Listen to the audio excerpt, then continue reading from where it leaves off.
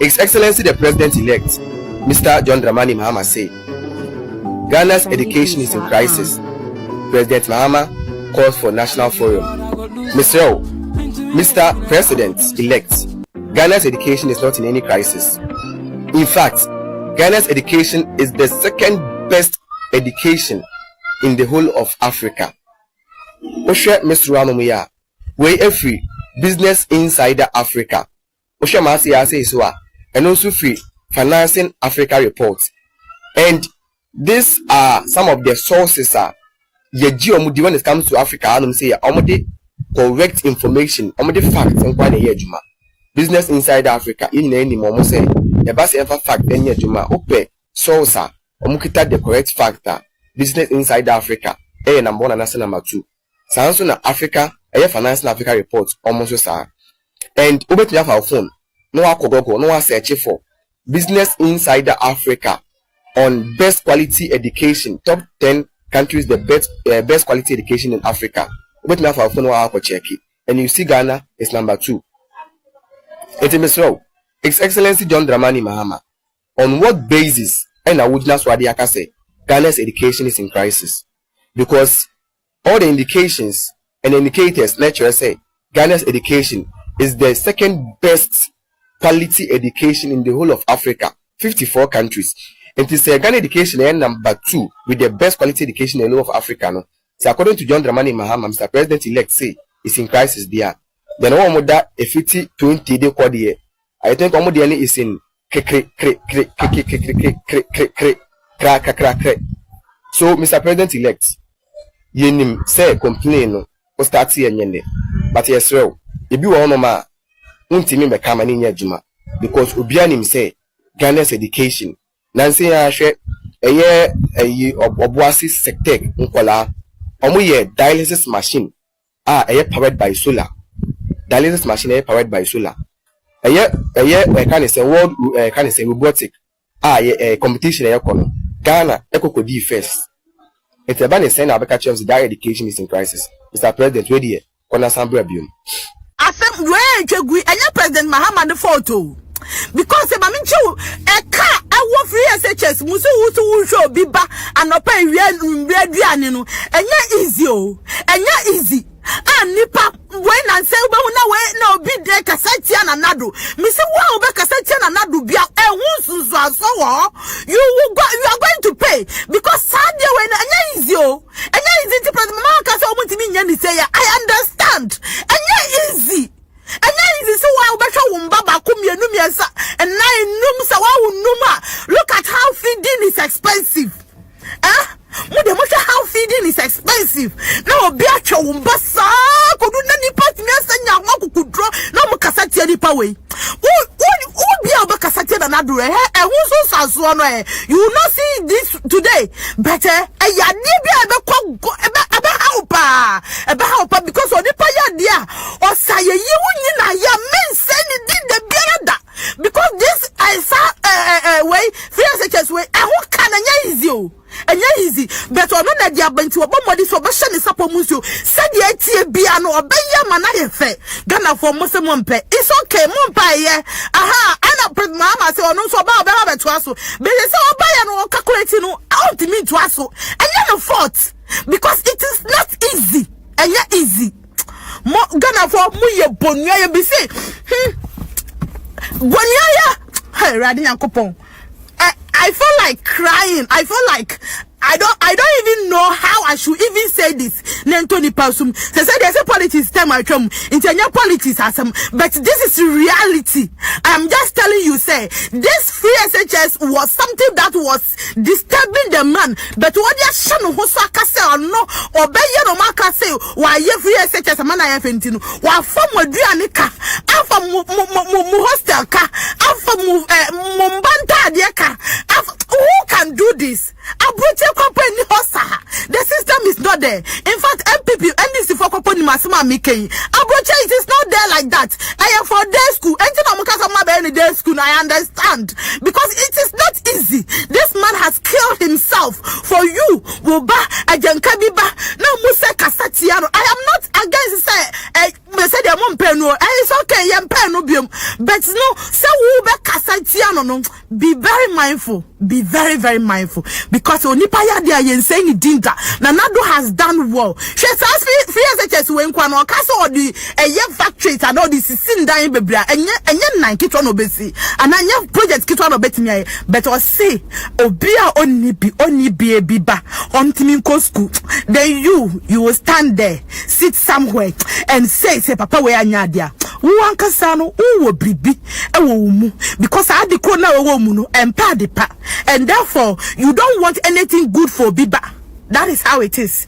If you really want something good for Biba, and Kawuntina Bibi say that, people can afford it. But what now I shall say, how do you identify those that cannot afford it?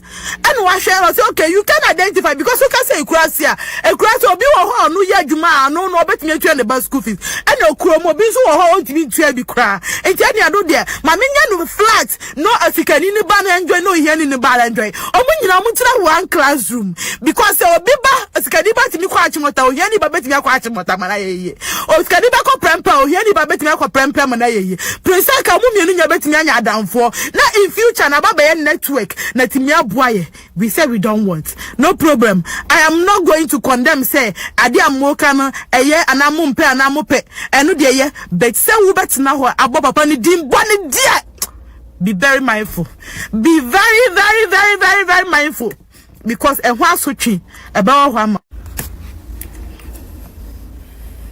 bosu osi fie se chese no sika samo de ntinu untimi nya ubetwam bosu nka bi da bosu je dia mesro nka bi da elutra amali ahwe so koto abade ma no because oba say oba be reset no ye ka tire o de ye ka pese je dia John Dramani Mahama ba fie se chese no obetwam osi wuntwam na emom oba be reset no afa reset no aduru se o to bo fam pomare chi se sika hye ni wonti fie se chese be den se obeto aso bosu kasa wankasa anadwomo na asembero no anadwomo na asembero no ye kacha mu se abrohoma egu hye ni mpo ana etikum akodroi na be so abrobra Ghanafo ye kachire mu se abesu esu hyirene po ana etikum akodroi na be so abrobra Ghanafo Zungu communities muna mo wo kase Zungu communities o Ghana hanum Zungu communities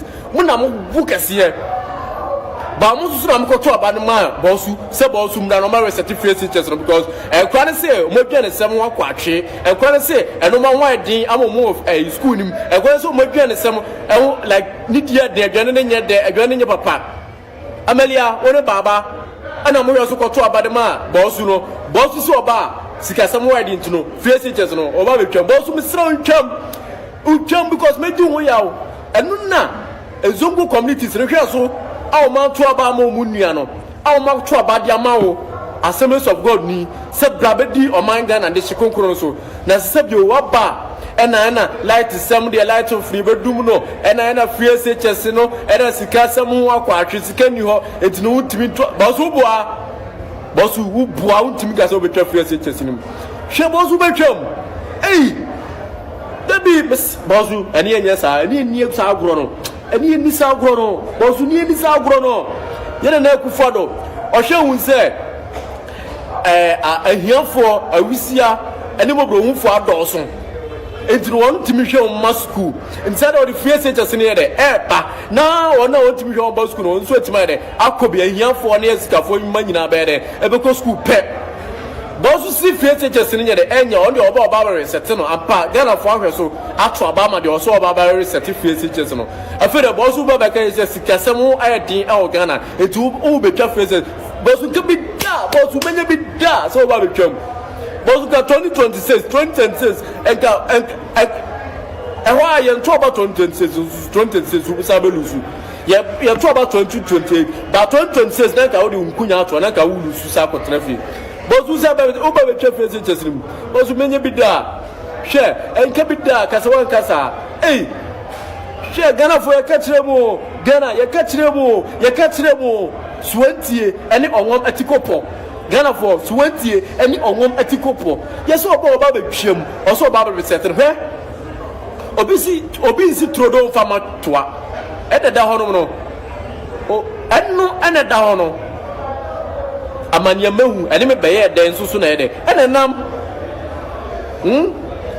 amanya mehu ene me beye den nam etufu suru wanti ya ukọ anti ade etufu na wanti ya ukọ anti ade aka kire mo yaka kyem se yem pranda da yennim no se yennim se mpaboa ene atade a ehye oba bedi yewu mu ka tro kete se na mo retetene na omani mo eden na wan bosu so oba betwam bosu so oba betwam feni ahwe se metumi de oba na ko bosu twabu no de abesra eye legacy and na Kufuor de ade eye to on mo wanachi was President J Kufuor eye bi de to free basic schools no ade ade no obi ba obi ama metwam Kufuor ama betwa free basic schools no so be ade de ti bosu ye hwe onum se so wa be de oba be ye wo de e metwa obi legacy ama ko Kufuor ko japo so mani ma de neske ni wakubuza no nana me papa no me bra panyin no okwan ba so na ofa so e manage o man Ghana nana se ma ba ma wuze skani nyere enim ada now your magic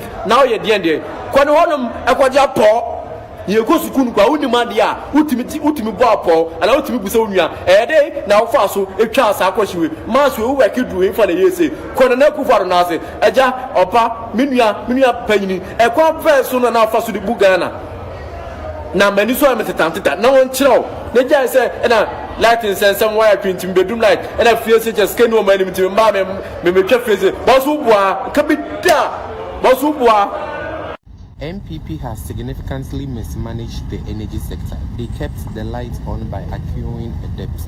Mtisisaende elobodumuno na ekona akufuma na de necessary prepaid na lights ina to ni scan off in fa ECG fu scan off in abano me ncho no foforo jin minsa abano me ncho no foforo na me nsema pepe kekin de oya be debt obi o ma debt no be no konkwo hwe na yinim ho hwe na one debt me yanko sisa generator wa ban na me nsema pepe kekin de afraid the why you supreme leader his eminence emperor Edain and that was when Mogwasi babin when Mogwasi na MPP for many Japan se enrefie finance minister anko parliament afraid babin enrechi was a time of essence it is said here emreni holumo afraid babin who say what is some phone am a buabon I know we gotta go do something. A book about Babin, and Jafedie, the Casano, or Brebre say, at a many honomo, honorable majority leader. I feel that myself and make a majority leader. All of a sudden, you've come back to your senses. Say, majority leader, I have no market. Meanwhile, 3 weeks ago, you were calling him leader of government business, as if there was no majority. As if there was no majority. And that you ever seen here, but be interested in young Juma or parliament just because say over recognize the MPP for some majority in the Yawon penny and then Mugasiato. My whole headlines be say a debena say ya one for budget now Kodia and the John Mahama Crampono went to move mine Obubu. Power bar would have often budget and a come fast with the own family. But that decision by MPP not to lay the budget in parliament yesterday, I'm telling you MPP before, people are hailing that decision. And people brace it, my yard, the someone called parliament, Namoko parliament, some day budget required to be disappointed.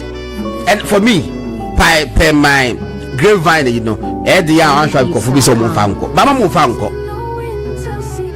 The Mahama bar of an budget and brand. But after all, the budget I'm going and walk it and get his name. The Mama then walk it and get it. The Munja no find the budget and brand. What I say, Aquatinaso Babin, I say, one of the year. I get a Juma and you're not 7 no. I don't know what you can't buy. What's it that be? Me who say you majority leader, na me who say you leader of government business. Sir, we let go of the tide. church on some in fact or church some full baby because said the babin minim will be our Ghana what book judiciary enmtia eche abambabin. And so for me Babin doesn't deserve any respect. Babin, he doesn't deserve any respect. Me know where make I say Ray will friend of Fourth Republic. Why do you call it Fourth Republic? We do so because eba nyam abatu go ba say pe na parliament ye some na kugu fia ye tuji bibia agu parliament na agu. What the fourth judiciary da? What the fourth judiciary? What the fifth judiciary? What the first judiciary? Coup d'etat ba o man mu a parliament na first almost offer ye pamu nyina kofie. Why who can be? Why who can be? You can't finipa, who munipa, and the deep president who found the party to the state. I feel quite that was to be too nadia. So, who might be to be at so? Speaker of Parliament, who told you that? And now, why you a member of Parliament since 1992, and you still think you say, who name difference between Speaker of Parliament and the members of Parliament, Anna? But for records, Motion Bain.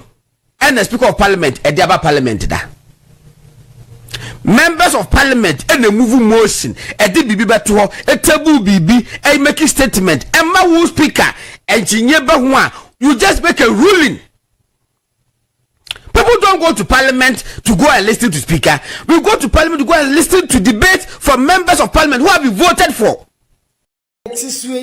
Eye kukurua etwa ne ho mrebia etu ye panyi se wo yade pa se wo duan mpa na de wo bedua no agbangbagbe eno na wo betwa Ghanafoɔ mese ansa meto am nkomo no so kwa no fa wonsa ebo akoma no so e mane nyame ya yes wo wi be aplasa no na do wonsa mia so aha na wo wi a what's our trust here still possible yes Ghanafoɔ on say we nyame dada no we ye digital god ne wo no yes wo ye bone a papa na so akatua wonsa aka yes we nya analog god na first obi ya dey 20 years 30 years and then they was say papa na wonsa aka wakatua ene ohu speaker na no waye no yen kana sem waye number 3 was what parliament me dikin eguta no enne ebia konani amana tene kankan yes was say ai time ni wo side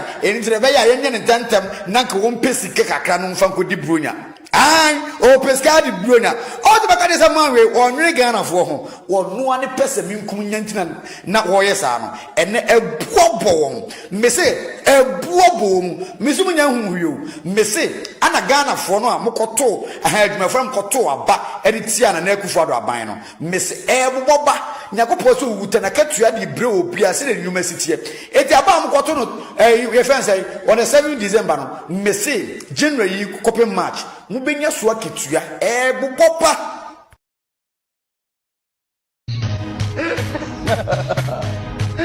Hola!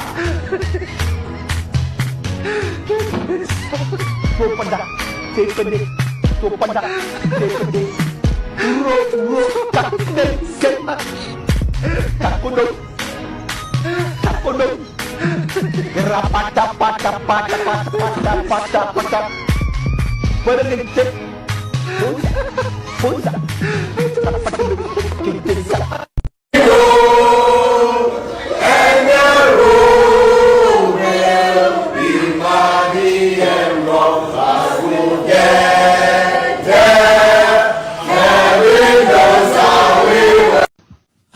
worked as a lawyer for 40 years.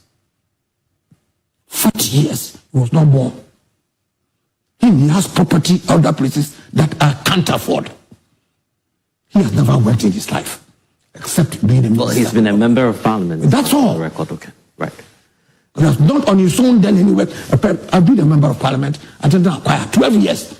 Okay. Right. I've not acquired what he has acquired. All right. But if he says he's acquired it lawfully, and yet he tells my children who are working on their own, have nothing to do with government, have stolen or have acquired property that they are not entitled to, we live to see. Bank my ways. Now, I'm a Ghana for what's happening there. Abani Otibi, Webu Ghana Mbrado. Sefia Ghana in brackets, and our friend the Constitution of the Republic of Ghana now. Article 180. Yes. Ashesha in Brevide. President Orifi Abanado, or Yede, or the BB offering expenditure in advance of appropriations. Only ye Aza, Obutumu Abuama, Abanfufo Orban. Obu use the first 3 months. No way use the amount of no other expenditure or do Okorina. Bit today, workers won't sika. A bit today, a pana Ubuchian Crofokau. Bosa Yabo, the Chiakau Nadina January. Now, Oya hold there, President Kufuado Rufia Bem, no wage nature passa. Nature passa wage in there. Oya expenditure in advance of appropriations, you know. One approve and sana, Wafi. By a Pedea Magana foot as a day. Memo Biarans Road, paying President John Mahama was sworn in on the 7th of January. That was sworn in on the 7th Nara, the Vice President of our Parliament now will present the expenditure in advance of appropriations. By that time, the Parliament will be properly constituted. Into Parliament, Obashana will approve in 10 Tamnara. Now, Obia, a Kalbi or the Yutia, Nadibiodo, on Utumaye. But I also want to caution Abani Otudun that the people of Ghana will hold them accountable for only unmet commitment and obligation of state from the 1st of January to the 7th of January. We wonder what's happening. But beyond that, we will act in a way na Adzao Safate Biara Yadaba Yadamwasibebre. His Excellency the President-elect, Mr. John Dramani Mahama said, Ghana's education is in crisis. President Mahama calls for national forum. Mr. President-elect, Ghana's education is not in any crisis. In fact, Ghana's education is the second best education in the whole of Africa. Osha Mr. Ramumuya, way free Business Insider Africa. Osha Masiya says and also free Financing Africa reports. And these are some of the sources when it comes to Africa, and say correct information, facts and Business Insider Africa, in any moment say the best ever fact any juma ope source the correct factor. Business Insider Africa, number 1 and number 2. Samsung Africa, Financing Africa reports almost so. And over to our phone, no akogogo, no search for Business Insider Africa on best quality education, top 10 countries, the best quality education in Africa. Over to our phone, no check it, and you see Ghana is number 2. It's a misrow. His Excellency John Dramani Mahama, on what basis and I would not say Ghana's education is in crisis? Because all the indications and indicators lecturers say Ghana's education is the second best quality education in the whole of Africa, 54 countries. And to say Ghana education is number 2 with the best quality education in the whole of Africa. No? So according to John Dramani Mahama, Mr. President-elect say it's in crisis there. Then one more that a 50-20 day quad year. I think one more is in so Mr. President-elect, yenim say complain no o start here nyende, but yes real if you want ma untimi me kama ni adwuma because obianim say Ghana's education nansi ya hwe eye obuasi sectec nkola omo ye dialysis machine powered by solar. Dialysis machine powered by solar.